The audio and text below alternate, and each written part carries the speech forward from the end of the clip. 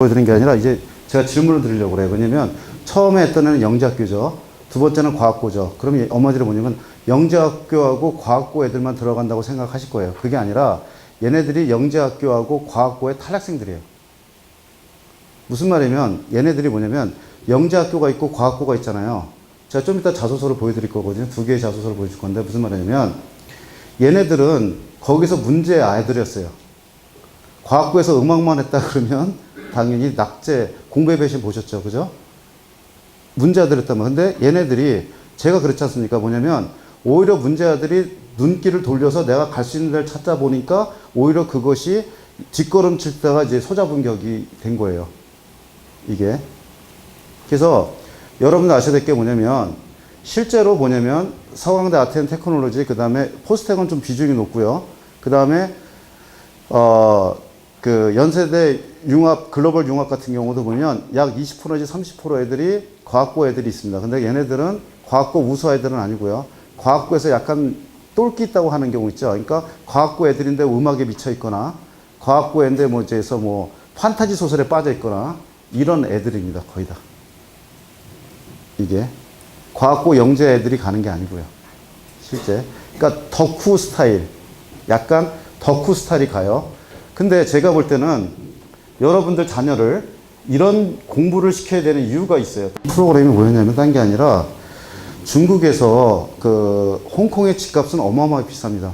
우리나라 서울에서 일을 안 하고 집을 살 게 6년 걸린다는데 홍콩은 17년 걸려요. 그리고 북경의 부동산 값은 어마어마해요. 근데 얘가 20억짜리 살아요. 얘가 어떻게 돈을 벌었냐면 딴 것 때문에 버는 게 아니라 한국에 와서 화정법 배워서 화정법에 우리나라 사람이 설명한 거랑 중국 사람이 설명한 게 다르겠죠. 그러니까 중국 사람에 맞게 각색해서 그걸 했어요. 근데 팔로워가 몇 천만 명이에요. 얘네들은. 그러면서 뭐냐면 나도 그 화장품 사고 싶어. 아 그래? 그럼 내가 쇼핑몰을 열지. 해서 매출액이 140억이에요. 얘네들은 그거 보면서 그냥 찍어서 올려버려요. 무슨 말이냐? 신기술을 갖고 있는 사람하고 그러니까 우리나라 서울법대 나와서 옛날에 성공 패러다임이 아니라니까 지금. 월급쟁이 해가지고 북경에서 20억짜리 어떻게 삽니까? 근데 젊은 애가 살아요. 그리고 여기 그 460회인데 한번 보시면 뭐냐면 저도 놀란 게 뭐냐면 한국식 삼겹살집인데 삼겹살집 보신 분도 있을 거예요. 태극기에 꽂혀 있어서 주인이 한국 사람인 줄 알았어요. 알고 봤더니 중국 사람이야. 젊은 애 그것도. 한국에 와서 홍대 앞에 와서 새로운 트렌드 조사하고 가져서 그대로 카피 떠서 만들어. 그러니까 중국 애가 한국에 와서 앞선 거 배워서 그대로 카피 떠서 만들어요. 잘 보세요. 그래서 제가 우리 아들들하고 얘기하는 게 뭐냐면 너 상해 가서 뭐 좀 해보자 우리. 왜냐면 상해에서 성공하잖아요. 중국은 격차가 50년이에요. 10년 뒤면 중간도시, 10년 뒤면 중간도시 계속 가요 이게. 그래서 상해에서 뭔가 팔렸다면 50년간 물고 먹었어요 아이템을. 그래서 이런 애가 나오고요. 그 편집한 겁니다 이게. 원래 좀 화질이 안 좋아서. 그 다음에 또 두 번째가 뭐냐면 한국에 유학 온 애예요. 중국인데 어떤 경우냐면 우리나라 화장품도 얘네들 왕후, 파워블로그에 힘을 빌리지 않으면 잘 안 팔리는 거예요. 그리고 어떤 게 있냐면 한국에 유학한 여대생인데 중국이에요. 중국 애들이 이제 직구를 하고 싶어. 그럼 여기 있는 사람이 사다 줍니다. 여기서 한번 받아가지고 보내줘야 될 거 아니에요. 근데 중국 애들이 사기가 많대요. 그러니까 자기는 믿을 수 있게끔 한다. 그러니까 직구 사이트를 연 거예요. 여기 유학 와서. 그래서 월 매출액이 20억이에요. 여대생이. 근데 계속 늘고 있어요. 제가 저번 간담회 때 그 말씀 드렸죠. 제가 아는 애 굿바이 엔젤이라고 애견 장례 사업에서 월 3천 번다고. 여직원 하나 두고. 그러니까 무슨 말이냐면 지금 이 말씀을 계속 왜 드리냐면 얘가 만약에 우리 애가 서강대 야택이는 어디 4개 학교가 있는데 여기 못 들어간다 해도 먹고 사는데 지장이 없어요. 잘 모르셔서 그렇지. 근데 어떤 짓 하냐. 엄마들이 대학원 간대. 그럼 돈 대줘. 그 다음에 이제 대학원 나와서 할 게 없어요. 실질적으로. 그럼 뭐 해야 되죠? 공무원 준비해요. 대표적인 애가 우리 25살 먹은 선생님이에요. 변리사 준비 3년 하다가 지금 공무원 준비하고 있어요. 근데 애가 수지고등학교에 연세대 생명과학과 나오니까 어떻게 되냐. 내가 또 체면이 있어. 그러니까 9급 공부 하나 안 하고 얘가 5급 공부해요. 꼴값을 떨죠. 내가 연세대까지 나오는데 그래도 5급 정도는 해야지 생각해. 1,000만 원씩. 서울대 출신도 지금 7급, 9급으로 들어오고 있고 저번에 광주에서 어떤 일이 있었냐면 변호사가 9급 공무원 시험에 지원했죠. 가산점 받으려고 얘기한 거죠. 그래서 왜 지원했냐면 9급에 작년에 7급 시험 떨어졌대요. 변호사가. 그러니까 성공 패러다임이 완전히 바뀌었어요. 자체가. 그래서 제가 이제 두 번째 장, 여기 우리 그 대학 설명 이제 그만하고 이제 뭘 보시냐면 이 종이를 드린 게 있어요. 이게 요 세 페이지짜리. 이걸 제가 어디서 베낀 거냐면 판을 읽어라는 책이 있어요. 판을 읽어라. 이거 알파고 때문에 문제 터지고 나서 그 다음에 이제 뭐 이세돌하고 같이 쓴 책이래요.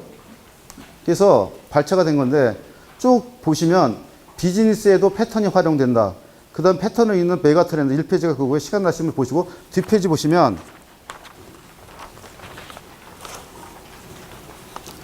이제 부모님들한테 이제 중간에 이제 잘 보세요. 이제 중간에 부를 가져다 주는 패턴. 작은 부자는 땀으로 되나 큰 부자는 이거 못합니다. 하늘이 낸다는 말을 흔히 한다. 그러나 패턴을 이해하면 큰 부자가 되는 길도 눈에 보인다. 큰 부자는 패턴이 만든다. 부모에게 재산을 물려받거나 복권 당첨 등으로 일확천금을 얻은 경우가 아닌 오롯이 자신의 힘으로 큰 부를 만들 사람의 비결이 무엇일까? 많은 사람이 성실함과 남다른 노력이 그 비결이라고 생각한다. 그러나 일반인보다 10,000배 재산이 많은 부자들이 꼭 일반인보다 10,000배 열심히 일하는 것은 아니다. 누구에게나 공평하게 하루 24시간이 주어진다. 빌 게이츠, 워런 버핏과 같은 억만장자에게도 똑같이 하루는 24시간이다. 누구에게만 특별히 더 많은 시간이 주어지지는 않는다. 그러기에 그들이 보통 사람들보다 10,000배 더 열심히 일하려고 해도 물리적 시간상 불가능하다. 세상에는 열심히 노력하고도 실패한 사람이 많다. 평생을 부지런히 일하고도 편기에 곤란을 겪는 사람도 수없이 많다. 부지런하다고 돈을 많이 모을 수 있는 것이 결코 아니다. 보통 사람들이 그렇듯 부지런한 사람도 부자가 되는 것은 낙타가 바늘구멍에 들어간 만큼 어렵다. 저축을 많이 하면 부자가 될까? 그렇지 않다. 토마스 에디슨은 젊은 시절 돈을 모아본 적이 없다. 돈을 벌면 모두 책과 실험제를 사는 데 썼지만 그럼에도 그는 부자가 되었다. 그렇다면 부동산이나 우량 주식 등에 투자하면 부자가 될까? 어느 정도 이익은 없겠지만 높은 수익을 기대할 수는 없다. 남들이 다 아는 투자처에는 큰 돈이 생길 수 없다. 제로섬 사회를 주창해 미래학자로 명성을 하는 매사추세츠 공과대학 경제입니다. 경제경영학부 교수인 레스트 소로는 급격한 변화와 불일치가 일어난 상황에서 기회에 투자하는 것이 부자가 되는 길이라고 안내한다. 지금 어떤 상황이냐면요. 급격한 변화와 불일치가 일어나는 상황입니다.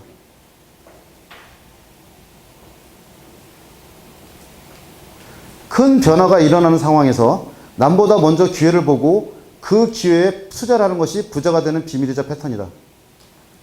기존 경쟁시장인 레드오션에서 경쟁하지 않고 블루오션을 개척한 사람이 바로 큰 부자가 된다. 그들은 경쟁자를 이기는 데 투자하지 않고 새로운 시장 공간을 구성해 고객 가치를 창조한 사람이다. 그래서 예가 나옵니다. 이제 미국의 석유왕 존 록펠러는 블루오션을 개척해 부자가 된 가장 대표적인 인류 역사상 가장 큰 부자가 화폐 가치로 따져서 록펠러라고 합니다. 저는 잘 모르겠는데 어쨌든 간에 1850년 펜실바니아에서 유전이 발견되며 미국에는 석유 유전 투기 붐이 일었다. 천연 석유는 태우면 고약한 냄새를 풍기고 인화성 가스를 포함하고 있어 그대로 사용할 수 없었다. 천연 석유를 어디에 어떻게 활용할지 불확실했지만 그럼에도 이것이 새로운 에너지원이 되려는 생각에 많은 사람이 유전을 사들였다. 이때 존 록펠러는 원유 시차 시장이 아닌 정제 시장에 큰 기회가 있다고 보았다. 원유에서 가스와 태울 때 나는 고약한 냄새를 제거하면 좋은 상품이 될 수 있다고 생각한 것이다. 그래서 록펠러는 중류소에서 일한 경험이 있는 사멜 안드레스를 영입해 원유 제조소를 열었다. 결과는 대성공이었다. 엄청난 수요에 록펠러는 곳곳에 정제소를 건설하며 사업을 확장했다. 그리고 1870년 30세 스탠드 오일을 창립했다. 록펠러는 정제시장이라는 기회를 남보다 먼저 보고 그 기회에 먼저 투자했다. 이 선택으로 최고 부자가 되었던데 여기 부자가 된 거 이 중에 하나가 빠져 있습니다. 이 사람이 독점 카르텔을 만들어요. 석유에 대해서. 그래서 부자가 된 겁니다. 인류 역사상 최고 부자가 됐는데 그럼 이제 저희가 여기서 생각한 거죠. 우리는 록펠러가 아니니까.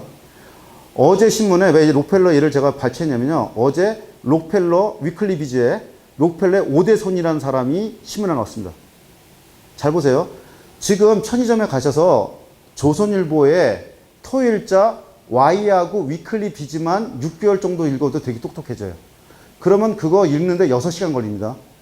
그럼 부모님 전화가 와요. 왜 애한테 그거 읽혔냐고. 그래서 하나 말씀드릴게요. 이 중요한 건 이제 우리 애니까 당신의 현실 감각은 지금 우리나라를 중심으로 이루어지고 있는 패턴을 읽고 있는가? 그 패턴을. 내가 패턴을 따라잡고 있는가? 그리고 그 패턴에 맞게끔 우리 애를 지금 가르치고 있는가? 그 포켓몬고 아까 말씀했죠. 이거는 포켓몬 컴퍼니라는 회사가 있습니다. 이게 닌텐도의 자회사예요. 그 다음에 나이엔틱이라는 구글 자회사, 구글이 아니라 구글입니다. 구글 자회사가 만든 거예요. 포켓몬고를. 컨텐츠하고 기술이 결합한 거죠. 컨텐츠가 제일 중요합니다. 왜냐? 20대까지는 포켓몬스터 갖고 놀면서 컸어요. 우리 때하고 틀리죠. 40대, 50대는 포켓몬하고 친숙하지 않습니다. 그러니까 속초표를 안 끊죠. 그래서 증강현실이고, 그런데 제일 돈을 많이 번 수혜자가 닌텐도 컴퍼니하고 나이엔틱이 아닙니다. 수혜자가 플랫폼 회사입니다. 플랫폼이 뭐냐면 구글의 안드로이드, 애플이 그걸 갖고 있죠. 샤오미가 싸게 팔아도 남는 이유가 뭐냐면 샤오미는 어디서 돈을 버냐면 운영체제에서 돈을 벌어요. 삼성이나 LG는 휴대폰을 한번 팔아먹으면 끝이잖아요. 근데 우리가 이걸 다운로딩 받을 때 30%가 무조건 구글 안드로이드에 가고 애플 아이폰은 애플한테 가 있어요. 그러니까 이번에 누가 먹은 거냐면 지금 구글에서 40% 먹은 거죠. 30% 플랫폼으로 먹은 거고 안드로이드로. 자회사가 10% 먹었어요. 지금. 그러면 우리가 플랫폼 비즈니스는 할 수 없어요.